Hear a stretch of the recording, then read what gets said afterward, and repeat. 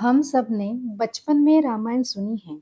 कथा सुनते सुनते हम उसे सच मान लेते हैं। घर में, मंदिर में, टीवी पर।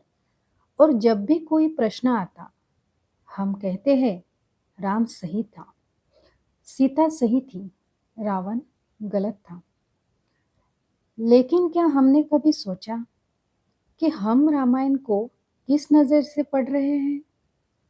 आज की वीडियो सिर्फ कहानी सुनने वाली नहीं है। आज की वीडियो है रामायण को समझने का तरीका, और खासकर उन 5 आम गलतफहमियों को उजागर करने का जो हमें भ्रमित करती है। नमस्कार, विश्व विद्याकोश बाय अश्विनी में आपका स्वागत है। तो चलिए शुरू करते हैं और सीखते हैं कि कैसे रामायण को सिर्फ सुनने के बजाय सही दृष्टि से पढ़ा जाए। गलतफहमी नंबर 1, रामायण सिर्फ एक ही है। बहुत लोग मानते हैं कि रामायण केवल एक ग्रंथ है, जो कुछ लिखा है वही अंतिम सत्य है। लेकिन सच यही है कि रामायण कई संस्करण में प्रचलित है। उदाहरण, वाल्मीकि रामायण, मूल संस्कृत महाकाव्य। रामचरितमानस, भक्ति आधारित हिंदी संस्करण। आध्यात्म रामायण, ध्यान और दर्शन आधारित। हर संस्करण में भाषा अलग, दृष्टिकोण अलग, पात्रों की मनोभूमि अलग, घटनाओं का विस्तार अलग। उदाहरण के लिए लक्ष्मण रेखा का उल्लेख हर संस्करण में समान नहीं मिलता। तो पहला नियम, रामायण को एकल कथा नहीं, परंपराओं का समूह समझें। जब हम इसे समझते हैं तो बहस शांत हो जाती है और पात्रों के निर्णय अधिक स्पष्ट दिखते हैं।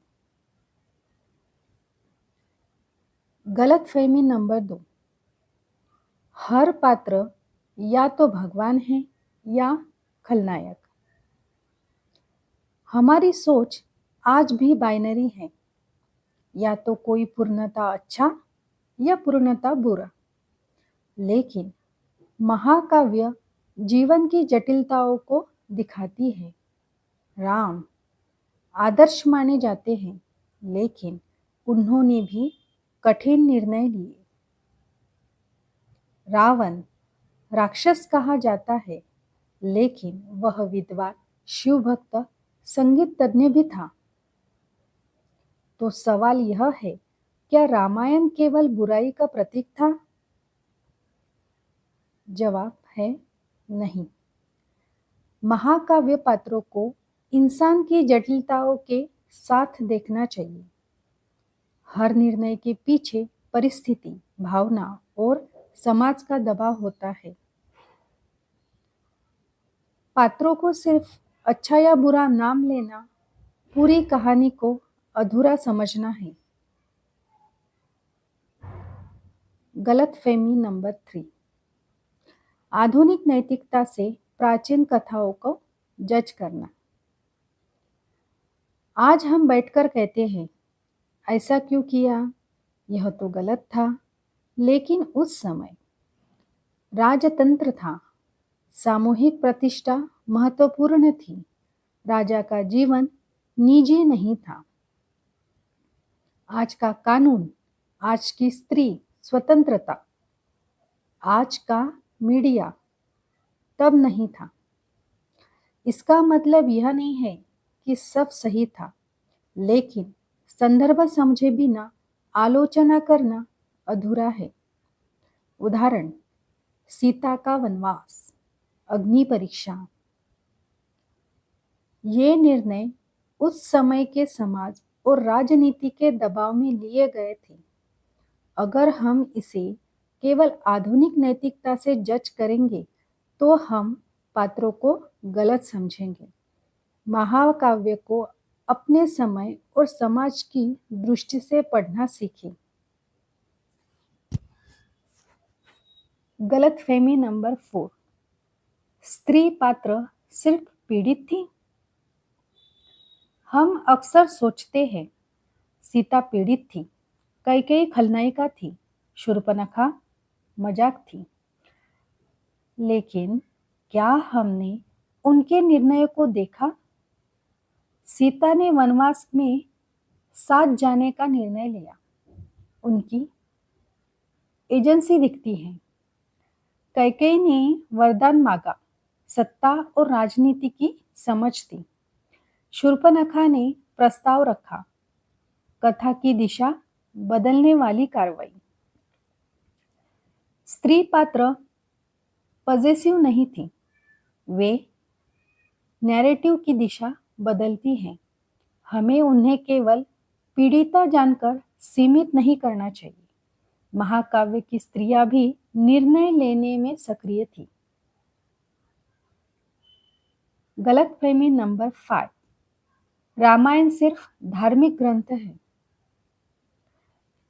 बहुत लोग रामायण को केवल पूजा का विषय मान लेते हैं, लेकिन रामायण सिर्फ भक्ति ग्रंथ नहीं है, यह राजनीतिक ग्रंथ भी है।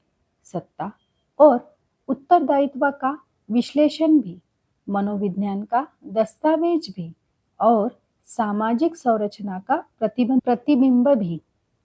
उदाहरण, राम के निर्णय, सीता के संघर्ष, रावण की नीति।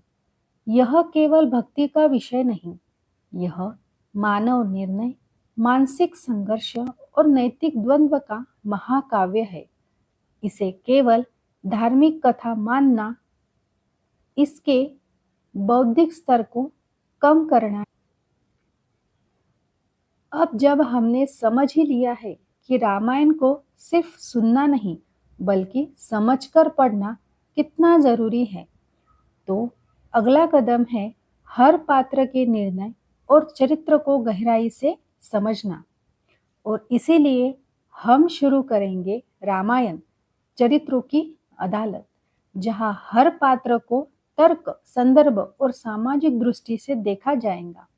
यह श्रृंखला आपको दिखाएंगी कि रामायण केवल कथा नहीं है, यह मानव निर्णय, मानसिक संघर्ष और नैतिक द्वंद्व का महाकाव्य है।